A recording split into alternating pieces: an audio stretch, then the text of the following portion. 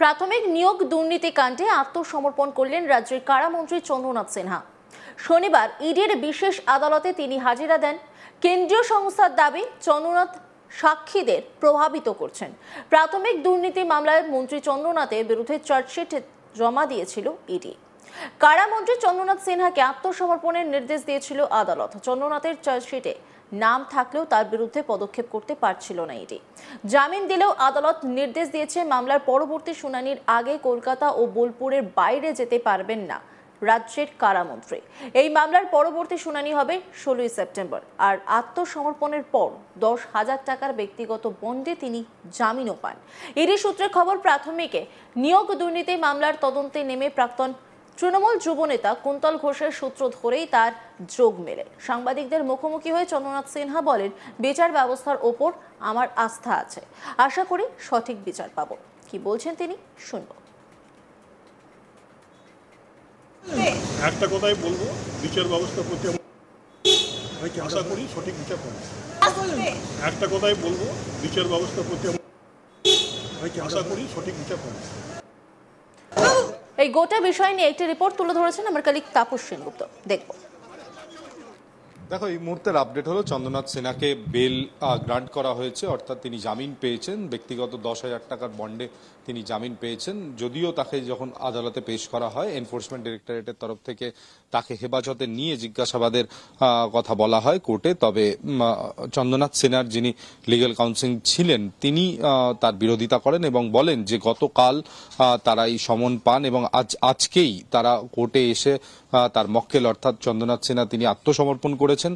সুতরাং তিনি একজন ল অ্যাবাইডিং সিটিজেন এবং জুডিশিয়ারি তাকে যে নির্দেশ দিয়েছিল 12ই সেপ্টেম্বর আত্মসমর্পণ করতে, তার অনেক আগেই 6 তারিখ তিনি এসছেন, আত্মসমর্পণ করেছেন। সেক্ষেত্রে তিনি একজন ল অ্যাবাইডিং সিটিজেন এবং সম্পূর্ণভাবে সহযোগিতা করছেন এনফোর্সমেন্ট ডিরেক্টরেটের আধিকারিকদের সাথে। এর আগেও তাকে যখন ডেকে পাঠানো হয়, তিনি প্রথম দুবার আসতে পারেননি, তবে তৃতীয়বারে তিনি হাজির হন ইডি দফতরে এবং দীর্ঘক্ষণ তাকে জিজ্ঞাসাবাদ করা হয় এবং যত রকম ভাবে সহযোগিতা করা দরকার তিনি সেই সব ভাবে সহযোগিতা করছেন। সুতরাং তাকে গ্রেফতার করে আলাদা কিছু পাওয়ার নেই এনফোর্সমেন্ট ডিরেক্টরেটের। সুতরাং তাকে তার বেল অর্থাৎ জামিনের আবেদন করেন তার আইনজীবী এবং পরবর্তীকালে আদালত জানায় যে ব্যক্তিগত 10,000 টাকা বন্ডের জামিন তাকে দেওয়া হলো এবং তার পাশাপাশি নির্দেশ দেওয়া হয়েছে যে কোনোভাবেই নিজের বিধানসভা এলাকা বোলপুর এবং কলকাতা বাদ দিয়ে তিনি অন্য কোনো জায়গায়, অন্য কোনো বিধানসভা অঞ্চলে কোনো রকম যাতায়াত করতে পারবেন না এবং বলা হয়েছে যে যারা সাক্ষী রয়েছে এই গোটা মামলায়, সেই সাক্ষীদেরকে কোনোভাবে তিনি প্রভাবিত করতে পারবেন না এবং আগামী 16ই সেপ্টেম্বর পরবর্তী শুনানির দিন ধার্য করা হয়েছে এবং সেদিনকে পরবর্তী সময়ে যে সওয়াল জবাব হবে তাতে উঠে আসবে কি ইডি ঠিক কি ধরনের প্রশ্ন তাকে করেছে বা তার উত্তর তিনি কি কতটা সহযোগিতা করেছেন, তথ্য যা চাওয়া হয়েছিল তিনি সেই তথ্য প্রমাণ দিয়েছেন কিনা। এবার আমরা জানি যে গোটা ঘটনা সূত্রপাত হয় যখন কুন্তল ঘোষকে গ্রেফতার করে এনফোর্সমেন্ট ডিরেক্টরেট। তার কাছ থেকে একটি ডায়েরি পাওয়া যায় এবং সেই ডায়েরিতে চন্দ্রনাথ সিনহার নাম উল্লেখ ছিল এবং সেখান থেকেই কিন্তু চন্দ্রনাথ সিনহার যে ইনভলভমেন্ট এই প্রাথমিক শিক্ষা দুর্নীতিতে সেটা উঠে আসে।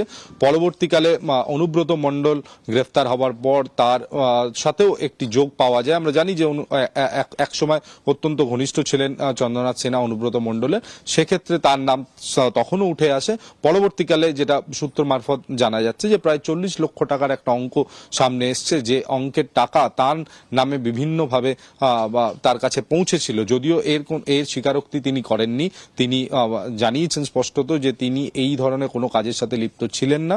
আজ তিনি আদালত থেকে বেরোনোর সময় যেটা সংবাদ মাধ্যমকে জানিয়েছেন যে তার পূর্ণ আস্থা রয়েছে আইন ব্যবস্থা এবং বিচার ব্যবস্থার উপর এবং সেই বিচার ব্যবস্থা তাকে আগামী দিনে তিনি যে নির্দোষ সেটা প্রমাণ করবে, সেটা তিনি আশা রাখেন বলে তিনি বেরিয়ে যান। তো সার্বিকভাবে এখন মানি ট্রেল যেটা রয়েছে এনফোর্সমেন্ট ডিরেক্টরেট সেই মানি ট্রেলকে খুঁজে বার করার চেষ্টা করছে যে সেখানে শুধুমাত্র চন্দ্রনাথ সিনহা ছিলেন না, চন্দ্রনাথ সিনহার মাধ্যমে সেই টাকা অন্য কোনো প্রভাবশালী ব্যক্তির কাছে গিয়েছিল, কোনো রাজনৈতিক নেতা বা নেতারা সেক্ষেত্রে লাভবান হয়েছিলেন কিনা এবং যে টাকা চন্দ্রনাথ সিনহার কাছে এসেছিল সেই টাকা কিভাবে চন্দ্রনাথ সিনহার কাছে পৌঁছয়, তাতে কারা কারা মিডলম্যান ছিল, কিভাবে মানে কোন রাস্তা দিয়ে সেই টাকা তার কাছে পৌঁছতো, কিভাবে পৌঁছতো, সেই সব বিষয় নিয়ে পরবর্তীকালে অবশ্যই জিজ্ঞাসাবাদ করা হবে। তবে তার যে একটা ইনভলভমেন্ট রয়েছে বারে বারে ইডি তরফ থেকে তেমনটাই দাবি করা হচ্ছে। অন্যদিকে চন্দ্রনাথ সিনহা কিন্তু এই প্রত্যেকটি অভিযোগকে খারিজ করে নিজেকে নির্দোষ বলেছেন। তিনি একজন প্রভাবশালী রাজনৈতিক ব্যক্তিত্ব এবং যদি আমরা বীরভূমের কথা বলি, অনুব্রত মণ্ডল, কাজল শেখ, চন্দ্রনাথ সিনহা, এই তিনজনেই কিন্তু অত্যন্ত প্রভাবশালী এবং চন্দ্রনাথ সিনহা তাদের মধ্যে অন্যতম।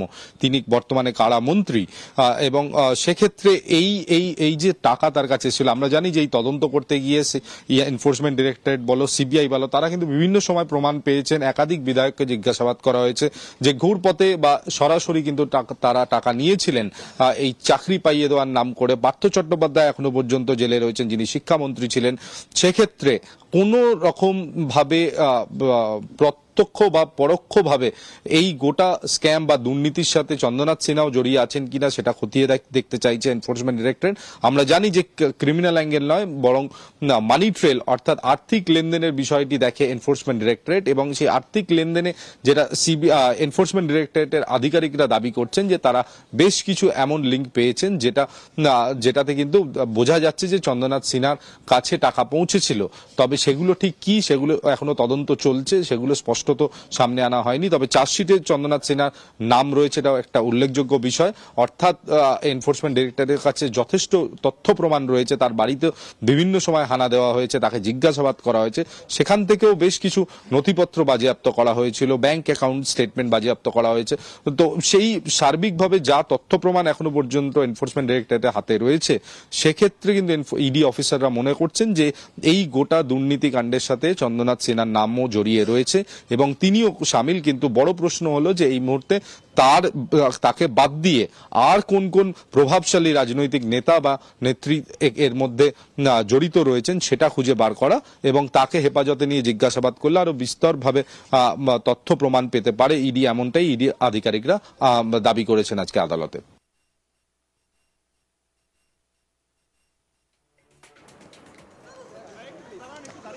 প্রাথমিক নিয়োগ দুর্নীতি কাণ্ডে আত্মসমর্পণ করলেন রাজ্যের কারামন্ত্রী চন্দ্রনাথ সিনহা। শনিবার ইডির বিশেষ আদালতে তিনি হাজিরা দেন।